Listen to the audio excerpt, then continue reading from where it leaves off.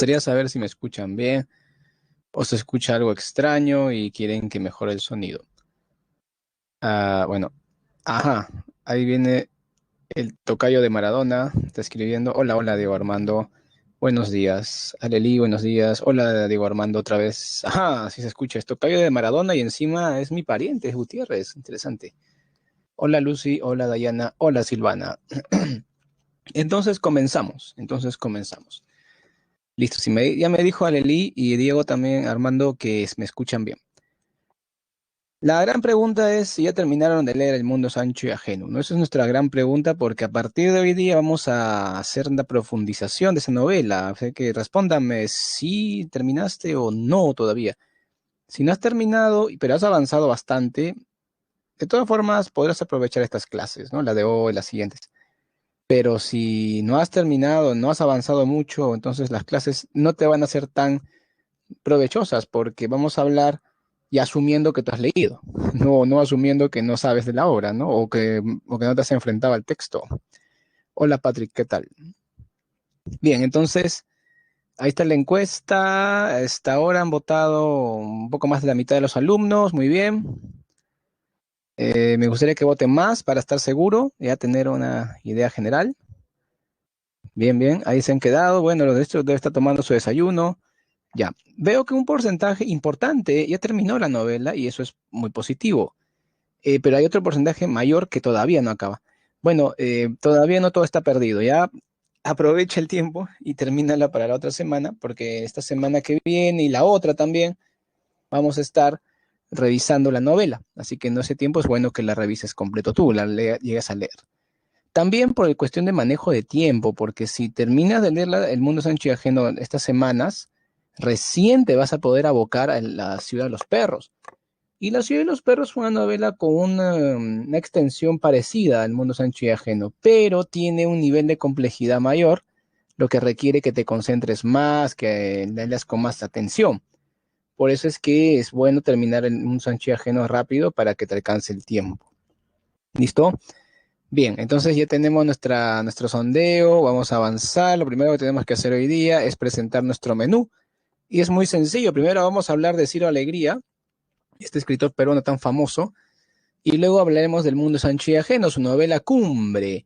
Argumento, temas y nada más. Profe, y el resto, personajes, espacio, narrador, tiempo, ya todo eso lo vamos a ver en las próximas clases. Así que no te desesperes. Tenemos el mundo Sancho y Ajeno para rato todavía. Bien, primero vamos a hablar de este señor Ciro Alegría Bazán, ¿ok? Recuerdo que les mandé como tarea revisar su biografía sucedió en el Perú. No sé si llegaron a hacerlo.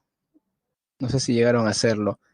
¿Llegaron a revisar? Esa es la otra pregunta, ¿no? Vamos a hacer. O no les dije. A ver, dígame. Si no, profe, no dijo. Si no dije, normal, ¿ah? Normal. Tal vez no se me pasó. Y si les dije, sí, profe, nos indicó que lo hagamos. Ya es otra cosa, ¿no? Que les indiqué. Ahora que lo hayan hecho o no, ya depende de ustedes. A ver, no me dicen nada, no se acuerdan, creo. Pero por si acaso voy a hacer mi pregunta. A ver, ¿llegaste a ver el documental de Sucedió en el Perú, la biografía de Ciro Alegría? Ajá.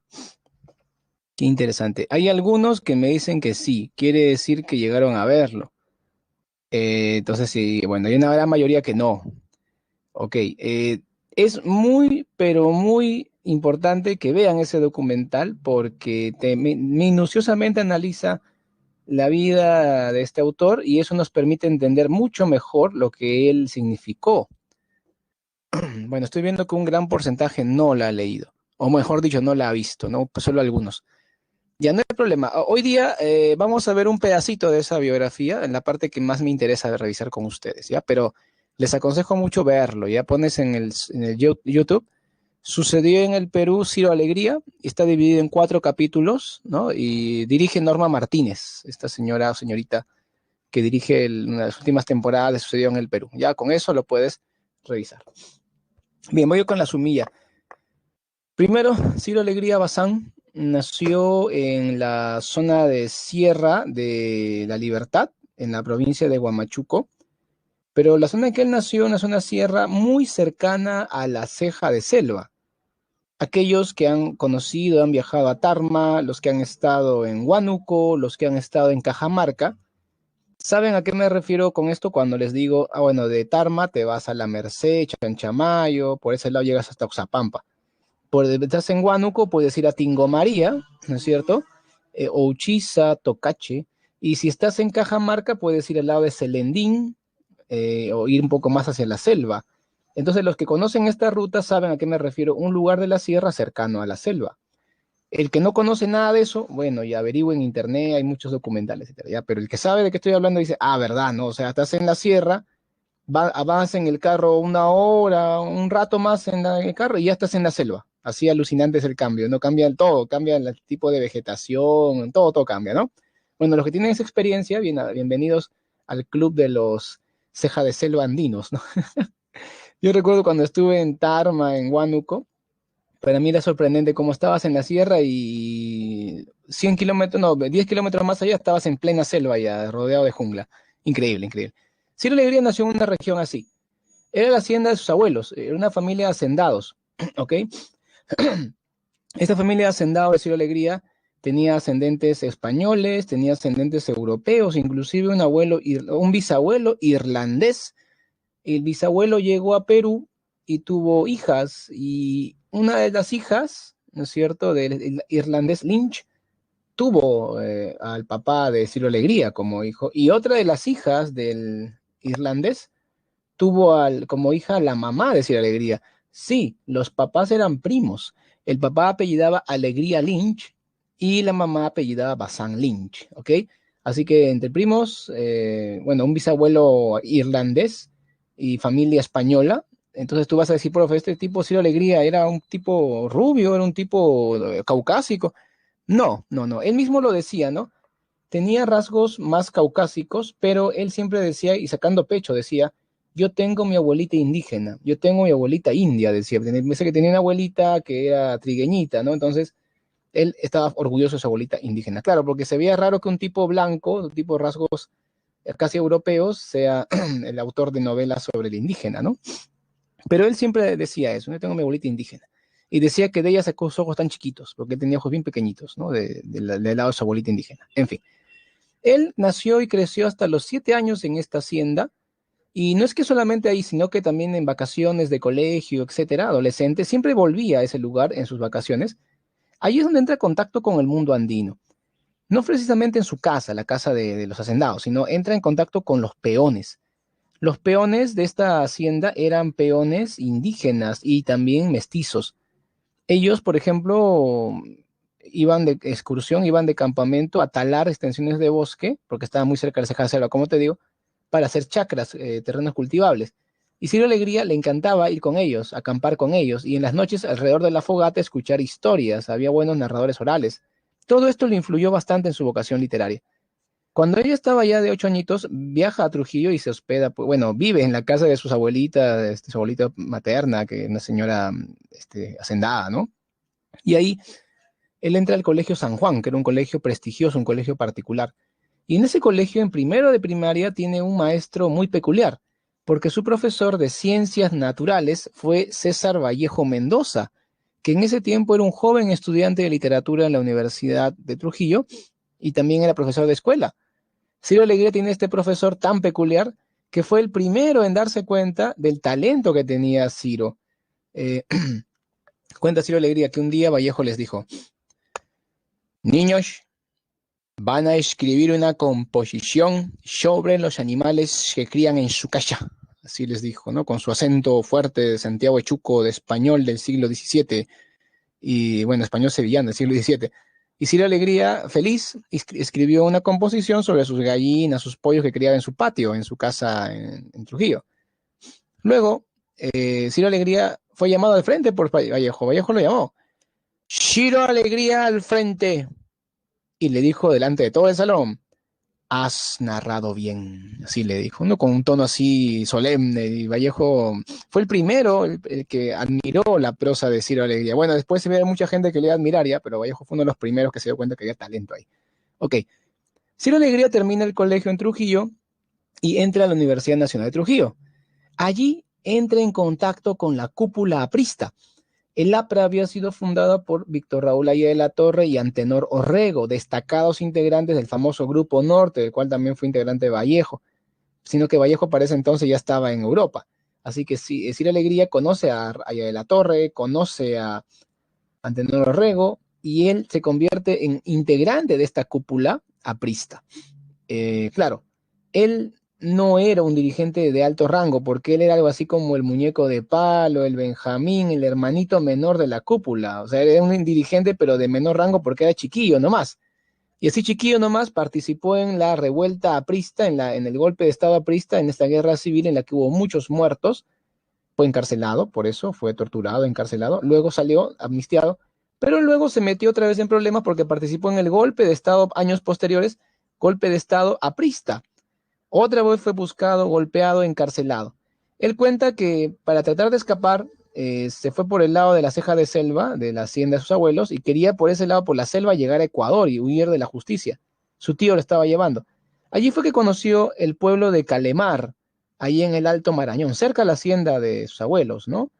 Y ahí fue que solamente estando unos días de pasada por Calemar, tuvo la inspiración para luego, años después, escribir La Serpiente de Oro, su primera gran novela. Ciro Alegría finalmente fue encarcelado de nuevo y desterrado del Perú por ser considerado un sujeto peligroso por el gobierno dictatorial de la época. ¿Por qué? Por ser aprista.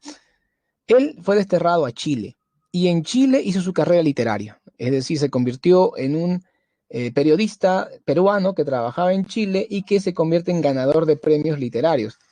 Primero concursa en el premio organizado por la editorial Zig-Zag, una editorial chilena, y gana el primer lugar con La Serpiente de Oro. En palabras de Ciro Alegría, la novela más inspirada que escribió y, en mi opinión, su mejor obra. ¿Está bien? Yo pienso que La Serpiente de Oro es su mejor obra. O sea, siendo objetivos por calidad, por inspiración, yo de verdad, yo me quedo con La Serpiente de Oro. Ahora, por trascendencia, por el tema, por el premio que ganó, ya, El Mundo Sancho y Ajeno es su novela más famosa y todo, ¿no? Pero en la opinión personal, La Serpiente de Oro es su mejor obra. Ahora, ¿de qué trata La Serpiente de Oro? Bueno, La Serpiente de Oro es una obra que no es todavía de indigenismo, es una obra mundo novista, es decir, tiene más parecido con Doña Bárbara que con El Mundo Sancho y Ajeno, en el sentido de la lucha contra la naturaleza. Es una novela excelente, yo te recomiendo mucho leerla, ¿ya? Bueno, gana un primer puesto, imagínate, en Chile, ser premiado por chilenos, ganándole a chilenos y ser peruanos. Eso para mí es un logro increíble, ¿no? Yo no lo puedo creer, para mí es sui generis. Pero, en fin. Luego de este triunfo y el dinero que ganó, porque había un dinero ahí, Ciro Alegría enfermó gravemente. Enfermó, le dio tuberculosis, bueno, fumaba mucho, seguramente la mala vida, el clima chileno que es peor que el limeño, me han contado, o sea, todo eso le afectó y estuvo a punto de morir de tuberculosis. El médico que lo trató le dijo, usted tiene algún tipo de profesión que lo pueda ayudar, ¿no? En su profesión, ¿que usted qué hace, no? Y él dijo, bueno, yo escribo. Y el médico le dijo, oye, escribe, porque escribiendo te vas a relajar y ya no te vas a deprimir porque la depresión te va a bajar la defensa, estás grave. Así que Ciro Alegría se puso a escribir. Él cuenta que empezó a escribir un libro, o perdón, un cuentito sobre unos perros pastores, y este cuentito se alargó mucho y se convirtió en varios cuentitos, y al final los juntó y se convirtió en una novela. Sí, Los perros hambrientos. Esta novela le sirvió de excusa para volver a concursar en otro concurso literario organizado por la editorial Nacimiento. Y con ese premio que obtuvo el segundo lugar, ¿ya? Le pagó al médico con el que estaba tratando contra la tuberculosis, ¿no? ¿Cómo es el karma? Bueno, entonces, mira, él nació en 1909. Pregunto, a ver, chicos matemáticos de alto nivel del salón, ¿a qué edad ganó con la Serpiente de Oro el premio? A ver, en 35, a ver, ¿a qué edad ganó el premio la Serpiente de Oro? Nació en 1909. Pregunto, ¿a qué edad ganó con la Serpiente de Oro? ¿A qué edad ganó con los perros hambrientos? A ver, dígame su edad, por favor. Es para ver más o menos cómo va su carrera literaria, ¿no? De este autor. ¿Fue joven ganador o tuvo que ser maduro para llegar? Muy bien, Brian, Ángel, me dicen 26 y 30, muy bien. Sí, sí, estaba joven, mira, o sea, no era un tipo viejo, no era un tipo viejo, ya estaba ganando, era muy joven. Normalmente decimos, un buen novelista llega a su madurez entre los 40 y 50 años, en su época dorada. Pero mire, este Ciro Alegría ya ganaba premios a los 26 y 30 años. Luego ocurrió algo muy interesante. La editorial norteamericana Farran and Reinhardt, una editorial importante de Estados Unidos, organizó un concurso latinoamericano de novela. Y tú vas a decir, latinoamericano. O sea, abarcaba toda América Latina. Sí, pero claro, tú vas a decir, profe, pero si le mandan todos, eso llenarían unas 200 novelas, 300, 400 novelas. Pobre jurado de Estados Unidos. Claro, pues los gringos son rápidos y eficientes. Pues los gringos dijeron, no, no, no, no, no estamos para eso nosotros. Estamos para ganar acá, para elegir lo mejor de lo mejor de lo mejor. Así que dijeron, a ver, cada país va a formar su comisión y va a elegir la mejor novela para que represente ese país en el concurso. Así nos aseguramos que las novelas que nos manden sean lo mejor de lo mejor de lo mejor y nos ahorran trabajo. Así que los norteamericanos, siempre los gringos, ya sabes, bien prácticos, bien pragmáticos. Así que en Chile, obviamente que querían ese honor de ganar, ¿no? Y dijeron, vamos a hacer un concurso dentro de Chile para ver qué novela puede representarnos. Y como Ciro Alegría vivía en Chile, él dijo, bueno, a mí me toca participar acá por Chile porque vivo en Chile, en cambio en Perú es un gobierno dictatorial, en Perú me han votado, aparte que no me quieren y soy aprista, así que no, no, no, dio concurso por Chile y se mandó y dijo, bueno, amigos chilenos, acá está mi novela si les gusta, y los chilenos dijeron, bueno, Po, acá el peruano Po lo ha hecho mejor que cualquier otro chileno, así que Po, él va al concurso Po. Así que decidieron que la novela del peruano vaya por Chile. Imagínate qué buena era para que los chilenos acepten que un peruano los represente. O sea, estamos hablando de cosas raras, ¿ya? Pero que ocurrieron. Ya. ¿Cómo se llamó la novela? El mundo es ancho y ajeno. Ah, ¿te suena? Claro, varios de ustedes han leído esa novela, la han terminado, algunos la están leyendo todavía y se han dado cuenta que esta novela es algo especial. La novela obtuvo el primer lugar, ganó el concurso latinoamericano de novela. Honor para Chile, honor para Ciro Alegría y bueno, para su patria que no lo quería mucho en ese tiempo. Ciro Alegría se fue a Estados Unidos a recibir su premio, pero no volvió inmediatamente ni a Chile ni a Perú ni a ningún lado. Se quedó a vivir allá en Estados Unidos por muchos años.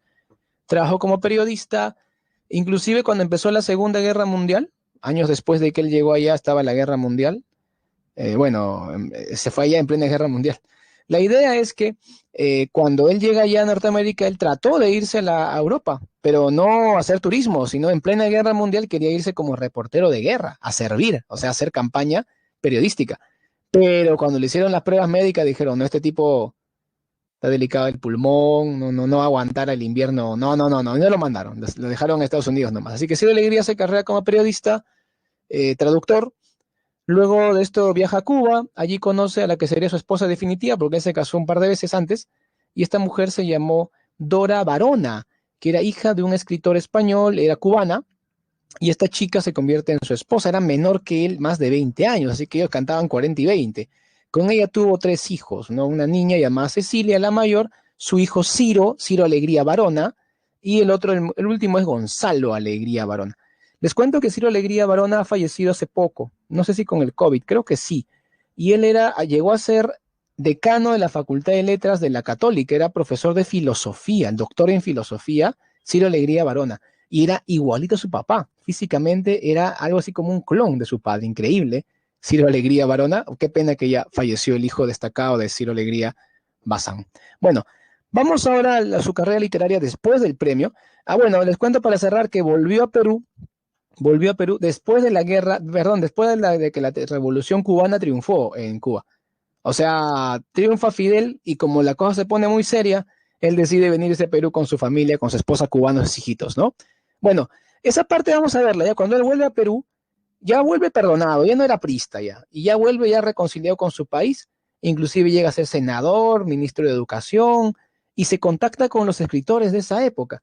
Hasta tiene su roce con Vargas Llosa y su acercamiento amical con Arguedas. Vamos a ver esa parte, solamente un pedacito del programa sucedió en el Perú. Para los que no han podido estudiarlo, bueno, y les recomiendo ver completo el programa para que aprendan más de Ciro Alegría, ¿ya? Vamos entonces a prestar mucha atención cómo fue el retorno de Ciro Alegría al Perú y su recontacto con los escritores peruanos de su época. Vamos ahí.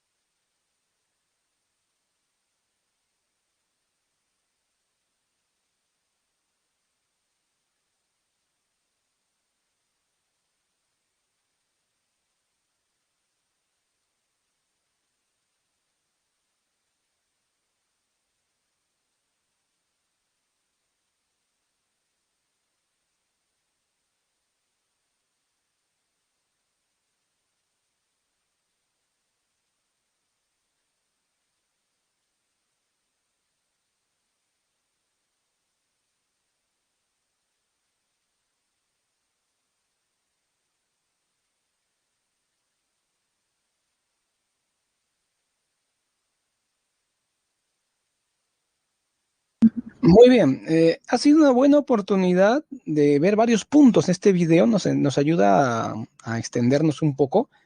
Primero les comento que Dora Varona, la viuda, ha fallecido también hace poco, hace un año, me parece, año y medio. No sé si fue antes del COVID, me parece que sí. Como te imaginas, estaba bastante anciana, ¿no? Dora Varona, esta viuda de Ciro Alegría. Otro comentario es que uno de los críticos que sale ahí en el documental, que es el profesor Carlos García Bedoya, doctor en literatura por la Universidad de Pittsburgh, es una de nuestras mayores eminencias en la Escuela de Literatura de San Marcos, un sanmarquino recontra sanmarquino, ¿ya? Que ha tenido oportunidad de dictar en muchas universidades del mundo, pero él dice, no, San Marcos, corazón hasta el final. También ha sido decano de letras recientemente. Estamos hablando de uno de nuestros top aquí en Perú, desde el gran Carlos García Bedoya, a quien yo tuve el honor de tener como profesor y también como jurado de mi tesis cuando sustenté mi licenciatura en San Marcos.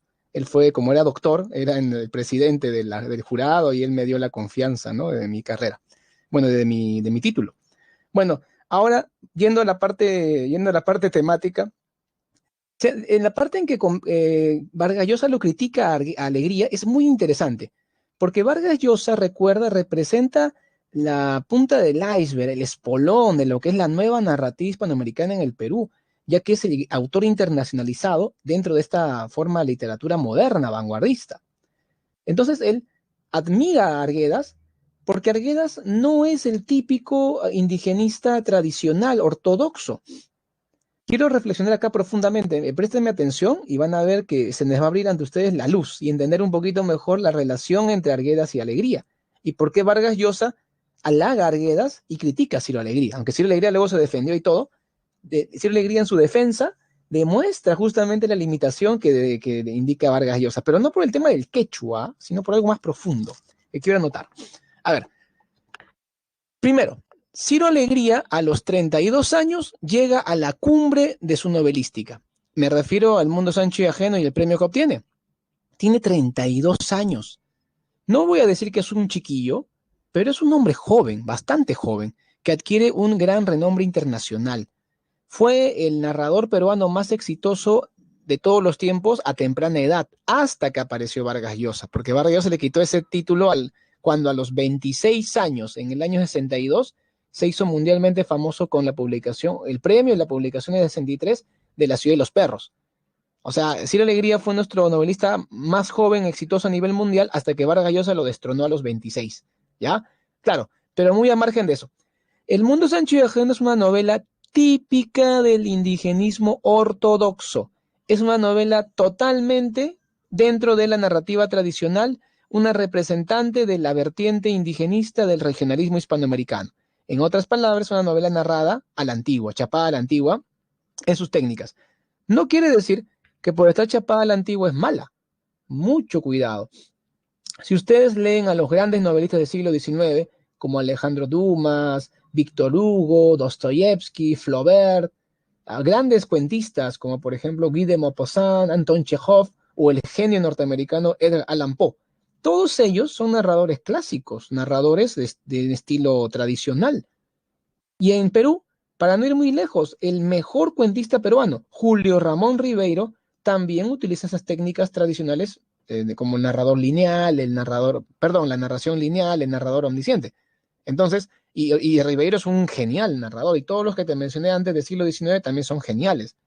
Ahora, Ciro Alegría es un gran narrador, pero en su narrativa no está tomando como elemento de uso la nueva narrativa, no está tomando en cuenta la vanguardia narrativa que Vargas Llosa representa tan bien. Sí, Ciro Alegría todavía narra a los siglos XIX, pero dentro de ese estilo destaca. Así como Ribeiro también en pleno siglo XX, Ribeiro escribió hasta los años 80, siguió escribiendo y escribía muy bien, a pesar de que usaba técnicas tradicionales. O sea, no es una cuestión de que las técnicas modernas son mejores, simplemente son diferentes. Ahora, Vargas Llosa critica a Ciro Alegría porque Ciro Alegría es un narrador que se quedó en lo mejor de su obra, chapado a la antigua. En cambio, Arguedas, cuando empieza a publicar sus primeros libros de cuentos y novelas, él es un narrador de indigenismo ortodoxo, cuando empieza. Pero cuando ya Arguedas va evolucionando y Arguedas llega, digamos, a su cumbre novelística. Él llega a su cumbre novelística con Los ríos profundos, Todas las sangres, también con el libro, con el cuento La agonía de Rasuñiti, ¿no es cierto? E inclusive él, en el momento en que se suicida, él está escribiendo una novela titulada El zorro de arriba y el zorro de abajo. Y esa novela es muy experimental, es una novela muy rara, que inclusive queda más rara porque nunca la terminó, se mató antes de acabarla. Así que Arguedas ya no es un narrador en su plenitud narrativa, ya no es un narrador del indigenismo ortodoxo, ya es un narrador del neoindigenismo. Está bien, él ya asimila un poco lo que es la nueva narrativa hispanoamericana.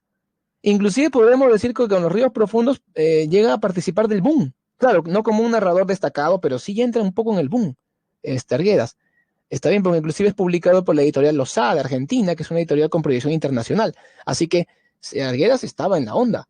Y por eso es que Vargas Llosa lo halaga. Porque Vargas Llosa siempre admiró mucho a Arguedas. Vargas Llosa, ¿por qué? Porque Arguedas trató de hacer algo experimental. Trató, por ejemplo, de asimilar el quechua al castellano. Y a Vargas Llosa le gusta eso. Vargas Llosa quiere esa experimentación. Lo toma como parte de su tribu de la nueva narrativa.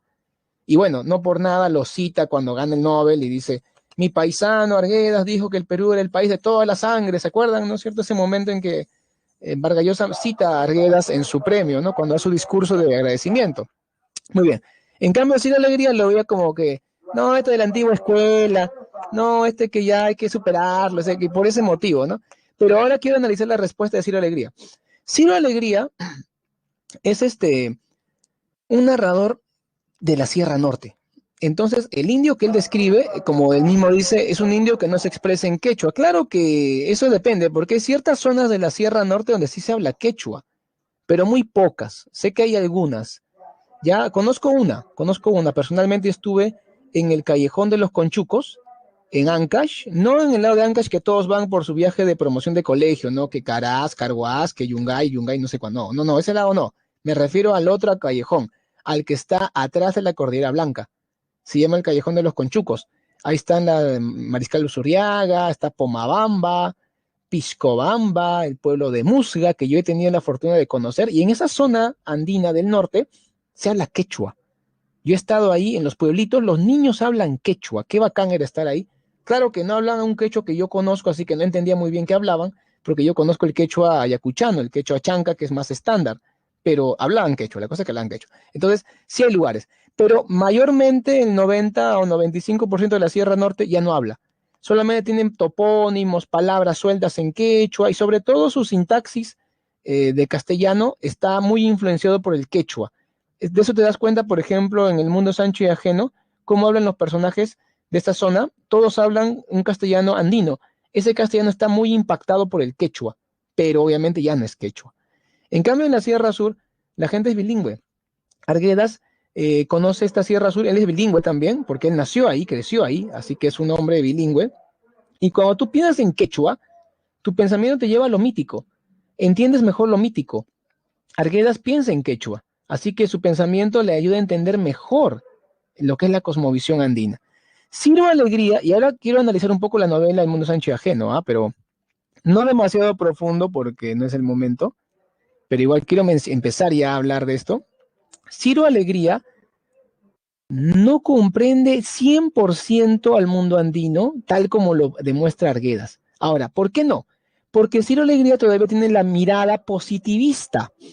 ¿Qué es la mirada positivista? La mirada de hay cosas buenas en el mundo andino y que hay que valorar, hay que rescatar, como por ejemplo la comunidad, que es valiosísimo, ¿no? Esa idea todos estamos de acuerdo, que bueno, los que han leído la novela, que son acá todos los que están presentes, saben, dije no leer, no terminar, por si acaso, ya así que no te sientas mal. Los que han leído la novela se han dado cuenta que la comunidad campesina, la comunidad indígena es un sistema pero casi ideal, donde todos son felices, a nadie le falta, a nadie le sobra, todos tienen por igual. Crían vacas, siembran cultivos, todo para comer. Y todos viven en igualdad, y hay una fraternidad. Así que eso es muy bonito. Ya, entonces el narrador me refiero al personaje que crea Ciro Alegría para contar su historia. Ustedes ya saben de eso. El narrador del Mundo Sancho y Ajeno es un narrador positivista porque él hace una mirada enjuiciadora y dice, tales cosas son buenas, pero otras tales cosas son malas. Así que esas cosas malas hay que eliminarlas. ¿Qué es la propuesta de eliminación? Eliminar la hechicería, eliminar las creencias en tradiciones como el Mújic o que somos descendientes de los cóndores, eliminar también, digamos, estar ahí sin hacer nada, pensando que la justicia va a ayudarnos. O sea, Benito Castro representa eso, ¿no? El narrador siempre está viendo lo que no le gusta, se burla o lo critica. El narrador, ¿ah? El narrador de la historia. Y lo que le gusta lo halaga, bacán. ¿Qué quiere decir? Que Ciro Alegría todavía está pensando, hay algunas cosas que no valen la pena y otras cosas que sí. Muy parecido a lo que propone Rómulo Gallegos en Doña Bárbara.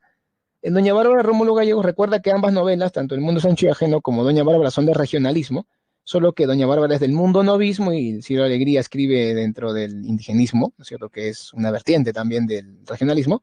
Ambos proponen, por ejemplo, en el caso de Rómulo Gallegos, propone que lo bueno del llano, como la riqueza natural, el trabajo de su gente trabajadora, leal, valiente, audaz, eso hay que rescatar, ¿no? Pero la brujería, la ignorancia, la violencia, la superstición, eso hay que evitarlo y destruirlo. ¿Se dan cuenta? Es la misma mirada positivista que tiene Ciro Alegría. Quiere decir que él no comprende al 100% el mundo andino, porque hay elementos del mundo andino que él lo considera malo. Punto. Por ejemplo, la sabiduría ancestral de Nasha Shuro, que es la bruja, la hechicera, como que se burla de eso, que no puede hechizar a Álvaro Amenábar. Pero resalta poco el hecho de conocer las hierbas, tratamientos alternativos. A eso voy. En cambio, Arguedas sí demuestra esa profundidad. Arguedas te muestra un todo andino, digamos, armónico, donde todo tiene significado, hasta lo negativo entra dentro de la cosmovisión andina. Y no lo enjuicia, solamente lo demuestra, como para que la gente lo entienda. Entonces, Arguedas es un narrador que, bueno, también es antropólogo, etnólogo, tiene otras facetas, ¿no es cierto? Así que él entiende de manera más profunda y orgánica el mundo andino. Ciro Alegría, no tanto, pero de todas formas su novelística es importante. Vamos a ver ahora por qué. Primero, por su producción novelística es considerado el más importante exponente del indigenismo ortodoxo, eso es correcto, ortodoxo, claro, tradicional. Desarrolla un indigenismo documental. ¿Qué quiere decir? Basado en noticias, basado en información que él recibió de amigos peruanos, que el tema de cómo abusaban de las comunidades, todo eso le informan amigos periodistas, ¿ya? A ver, ¿qué dice Patrick? Sí, Patrick, sí es verosímil, pero yo me refiero, es verosímil, pero no demuestra una comprensión del mundo andino al 100%, de la cosmovisión. Es enjuiciadora todavía respecto al mundo andino. A eso me refiero. A ver, desarrolla o presenta la subjetividad del indio, sí, la presenta, pero no la comprende al 100%, y los problemas que aquejan a la comunidad campesina. Por ejemplo, yo les voy a llevar a la escena, por eso es importante que lean la novela completa, ¿no? Cuando Rosendo Maki le hace consulta a los apus, le hace consulta a los cerros, le habla al cerro y el cerro, ¿qué va a contestarle? Bueno, y como que el narrador se burla porque Rosendo Maki se pone triste, no me contestan, creo que están molestos los cerros, ¿no? Entonces como que el narrador yo lo escucho riéndose ahí, de verdad yo lo escucho riéndose. Y no es la manera, pues. Tú te puedes comunicar con el cerro, pero el cerro no te va a hablar. El cerro se va a comunicar contigo mediante otros indicios. Y sobre todo falta el pagapu. No refleja el pagapu que es brindar con el cerro con una botella de cañazo, hoja de coca, cigarrillo, tener un momento místico de comunión con la naturaleza. El Ciro Alegría lo pone ahí, su narrador prácticamente burlón de lo que es la costumbre de consulta al Apu, que no es lo correcto, o sea que conoce el mundo andino, pero repito, lo refleja de manera verosímil, como dice Patrick, pero no está comprendiéndolo. Eso es lo que quiero resaltar respecto a la novelística de Arguedas. ¿Ya? Bien, presenta la subjetividad del indio, repito, pero no la comprende al 100%, solo un 90% seguramente, y los problemas que aquejan a la comunidad campesina, como es la lucha contra la ambición de los gamonales. Plantea la lucha en favor del indio y su revaloración intelectual. Bien, acá quiero hacer algo importante de resaltar. El indigenismo surge justo en la época de Leguía, el oncenio. Ahí publica su novela, bueno, su libro de cuentos, Cuentos Andinos, López Alújar. Ahora, ¿cuál era la propuesta política de ese entonces? La de Leguía, en su oncenio, era la de tratar de favorecer a las masas campesinas para ganar el voto popular. La de Lapra era la de favorecer sobre todo a los empleados, obreros y también campesinos, con leyes como inclusive una propuesta inicial de reforma agraria, para de esa manera pues asentar la masa popular. la masa popular. Y el Partido Socialista del Perú de Mariátegui, obvio también que andaba por ahí. Así que esta idea de los intelectuales revalorando al mundo indígena, no es que Ciro Alegría era una excepción, que Ciro Alegría fue un lunarcito, no. Ciro Alegría era parte del movimiento aprista. Ciro Alegría tenía esas ideas de que el intelectual debe preocuparse por los indígenas del mundo andino y debe revalorarlo, y lo hace en su novela. Lo está haciendo, es parte de su misión política desde joven. Está bien, él está cumpliendo también con esa labor que le inculcó su mentor Aya de la Torre. Imagínate ese mentor que tenía, ¿ok? Finalmente, propone la identificación del ser humano con el paisaje. Tú vas a decir, profe, eso no noté mucho en la novela, profe. Por supuesto que no lo notaste. Acá están hablando de las características de su narrativa, no del mundo Sancho y ajeno. Esta última característica la ves en la Serpiente de Oro. Ahí notas eso bien clarito, porque es una novela regionalista, mundo novista, perdón, ¿no? Mundo novista. Y ahí sí notas mucho cómo el ser humano y el paisaje, el ser humano y la naturaleza se identifican, ¿no es cierto? Y, por ejemplo, me acuerdo mucho que los cholos del Calemar, los balseros, dicen, no le juimos porque somos hombres. No le juimos, porque traducido al castellano normal, no le huimos, no le tememos porque somos hombres, decían, midiéndose con el río Marañón, que es el poderoso río que hay que cruzar con balsitas. Ya, así que esa novela es genial. Yo te recomiendo mucho, repito, leer La Serpiente de Oro. Bien, avancemos. Vamos ahora con el contexto del mundo Sancho y ajeno.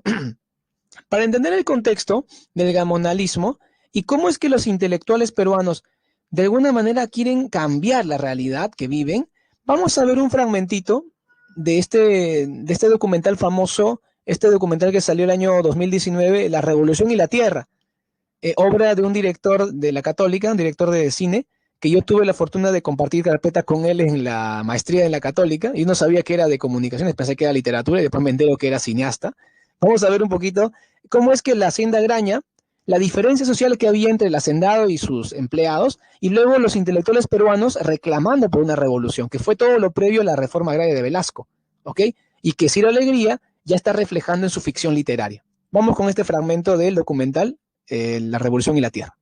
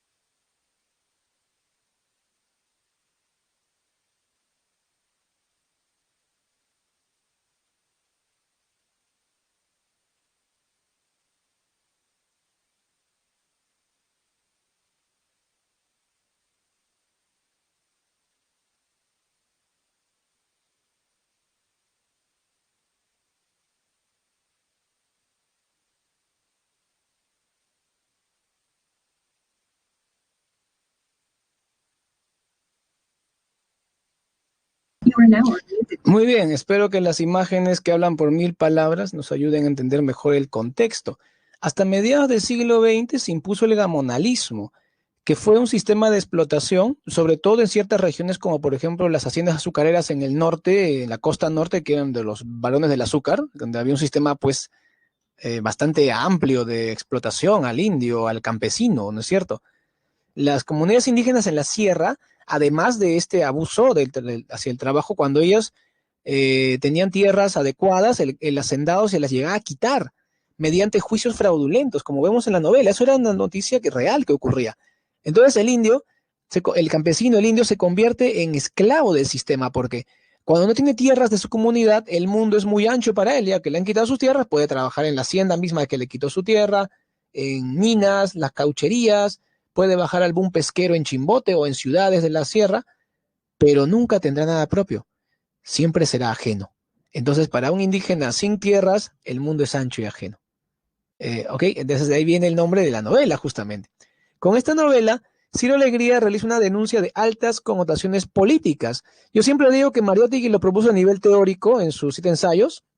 Ciro Alegría lo lleva a la ficción literaria de denuncia, y después Juan Velasco Alvarado lo lleva a la praxis con la reforma agraria. Son 3 pasos. Son 3 pasos, ¿ok?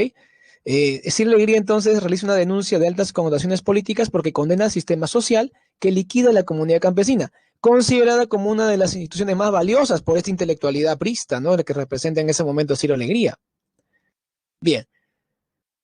Vamos ahora con el argumento. Ya saben que a mí no me corresponde contarte el argumento porque se supone que tienes que leer la novela. Lo que yo puedo hacer es hacer una breve mirada a lo que es el argumento, porque tenemos 2 grandes momentos en la novela. El primer gran momento es el liderazgo de Maki, que representa el tradicionalismo frente al abuso de Álvaro Amenábar, este gamonal poderoso y corrupto, ¿ok?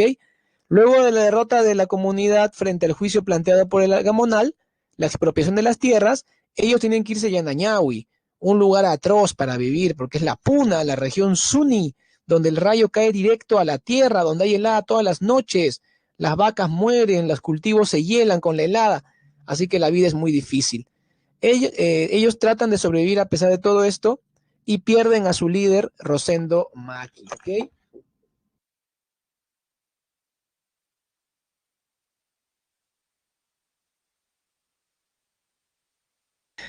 Bien, entonces tienen a su líder Maki, pero lamentablemente Maki es asesinado en prisión, ¿ok? Lo matan a Maki y bueno, se quedan sin líder. La comunidad está a punto de desunirse y llega Benito Castro, ¿verdad? Que es el segundo gran líder, y con él empieza la segunda parte de la novela prácticamente, porque él lidera a Rumi y a pesar de estar en Yanañahui, Rumi llega a tener un pequeño apogeo gracias a las reformas que él trae con la modernidad, por la apertura a lo foráneo. Alto spoiler. Ah, lo siento, Álvaro, tienes que terminar de leer las novelas. Ya, eso ya estamos inmunes a los spoilers, ¿ah? Ok, entonces Benito Castro representa la modernidad, la apertura a lo nuevo, y obviamente la crítica, la condena hacia las costumbres que deben desaparecer en la mirada positivista del narrador, que representa al mismo Ciro Alegría en la novela.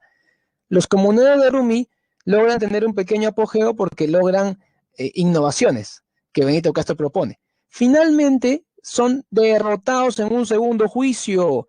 Y ahora Benito Castro dice, la revolución mexicana triunfó, la revolución rusa triunfó, la revolución china triunfó, así que vamos a triunfar. Se levantan en armas y al final son aniquilados. Ese es el gran problema, no son aniquilados.